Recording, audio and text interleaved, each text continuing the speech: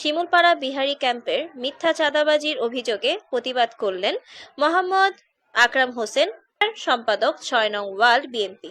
আমি রাজনীতি করি, আমি হলাম শ্রমিক দলের সহসভাপতি আর মূল দলের প্রচার সম্পাদক। এখন যদি এরকম কিছু আপনারা নিউজ পান তাহলে এখানে যে কথাটা উঠছে, এই যে ছেলেটা আমার নামে অভিযোগ দিছে তার থেকে জিজ্ঞান যে আসলে সত্য যে আমি কি টাকা পয়সা ওনার থেকে নেই না এই ব্যাপারে কিছু জানি না। তাদেরকে আমি বিচার চাই। আর সবচেয়ে বড় কথা হলো এখানে যারা দোকানদার তাদের থেকে আপনি জিজ্ঞাসা করেন কার থেকে আমি চাঁদা নিই। এক, দ্বিতীয় কথা হলো তাদেরকে আমরা চাই যাতে আমার দলের পক্ষ থেকে আমার সিনিয়র যারা নেতারা আছেন তাদের যাতে সূক্ষ্ম বিচার করে। আমার কথা হলো এটা যে এখানে আমি যদি এটার সাথে জড়িত থাকি তো আইন শৃঙ্খলা বাহিনী আছে, আমার সিনিয়র নেতারা আছে, তারা অবশ্যই এটার বিচার করবে। আর আমি আমার লোক যারা আছে তারা যদি এই চাঁদার সাথে অথবা কোনো কিছুতে যদি অভিযোগ থাকে তাহলে আমাদেরকে সাসপেন্ড করা হবে। আর নাহলে আমি আমার সিনিয়র নেতাদের কাছে আমি সূক্ষ্ম বিচার চাই, তদন্ত চাই। যারা আমার নামে মিথ্যা নিউজ দিছে যাতে এটা ভবিষ্যতে না করতে পারে, আরে আমি তীব্র নিন্দা জানাই।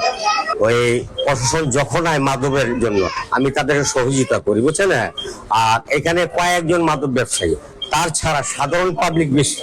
এতে এই পাবলিক থেকে আপনি জিজ্ঞান আমি মাদকের বিরুদ্ধে এই বর্ষমান আন্দোলনের পরে আমরা কি পদক্ষেপ নিচ্ছি, সেটা এই সাধারণ মহিলা আছে, মানুষ আছে, তাদের থেকে জিজ্ঞাসা করলে আপনি এটা ক্লিয়ার হয়ে যাবে।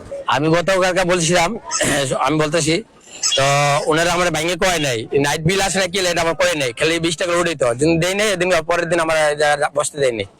তারপরে আমি ওই জায়গায় বসছিলাম পরিবারের সামনে। তো এই জায়গায় আমি বললাম না নাইট বিল করে আমার কিছু বলে না, টাকা নিতে। তো আমি বুঝতে পারি না টাকা দিয়েছে। পরে আমি বলছি এলাকার পোলা মানে কেলে টাকা দেবো, টাকা দেবো না। পরে আমি পরের দিন দেই নেই, পরের দিন আমি বসতে পারিনি এই জায়গা। 20 টাকা এগুলো সব মিথ্যা, যে বলছে সব এগুলো মিথ্যা। উনি 1 টাকাও কারো খানা, উনি পারলে আর আমাদেরকে সহযোগিতা করেন। আকরাম ভাই তো চায় মাদক উড়াইতে, কিছু লোক আছে আমাকে মাদক রাখতে চায়, টাকা খায় ভিতরে ভিতরে। আর আকরাম ভাই না করে, না করতে বাধা দেয়।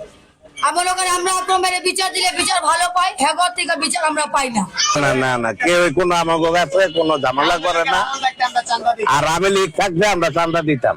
মিথ্যা, সব মিথ্যা, আমাদের থেকে নেয় না। কারোর মধ্যে চুটি কাটলে আল্লাহ ওর বিচার করবো।